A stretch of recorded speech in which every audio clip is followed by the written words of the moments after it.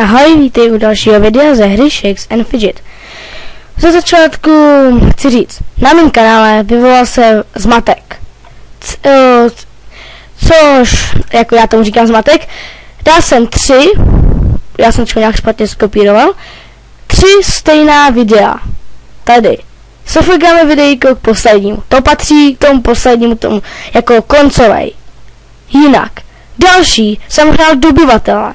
A taky jsem tam omylem dal tady ten. A potom jsem tam dal doopravdy ten dobyvatel. A zase jsem tam dal tohle. Takže dobyvatel nebude. A tady jsou 3 stejná videa. Takže prosím, odpusťte mi to. Jo, takže. A jinak. Mám 50. level. Je konec Epic Eventu.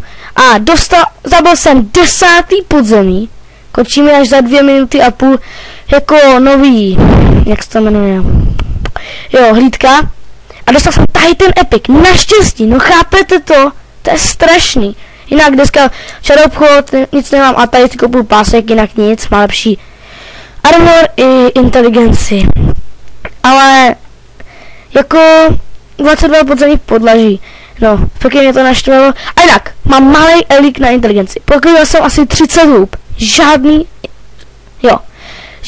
nic. Žádný velký elík na inteligenci. Kdy mi přijde, tak to se jako fakt ptám. Jinak my to tohle počkáme, potom to koupíme a zkusíme podzemí.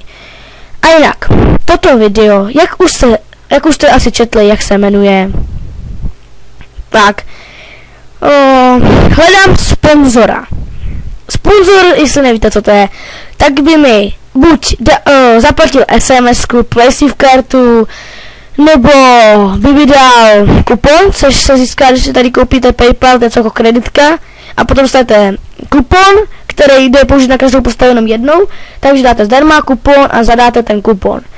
Jinak, ten člověk by byl zveřejněný ve videu, jo, a klidně bych s ním točil, jsem tam, a byl by ode mě fakt obdiv, ale jako to je na vás, ale ozvěte se mi. Jo. Tak jo. Jinak, co bych ještě řekl, tady minuta. Takže, jinak, nejsem vášnivý jako třeba Questík, Nitus, FPR. Ty dělají tohle. Vůbec se utočí na podzemí a potom před videem tam vyklikají třeba 50 houbiček.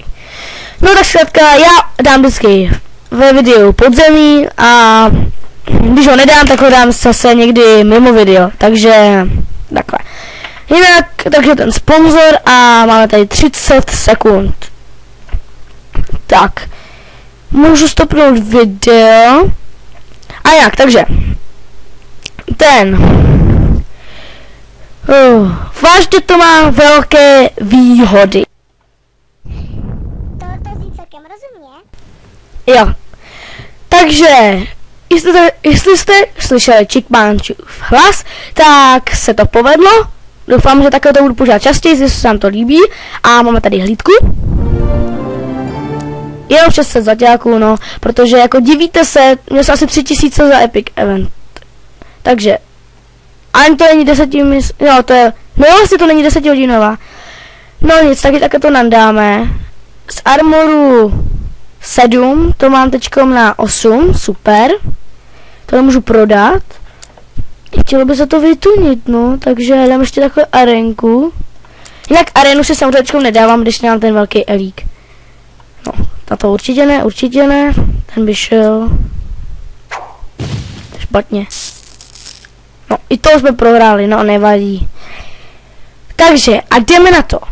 Dal jsem teda tady toho, a tady byl ještě takový ten vír, tak to jsem dal taky. A jinak, teď máme tady do toho.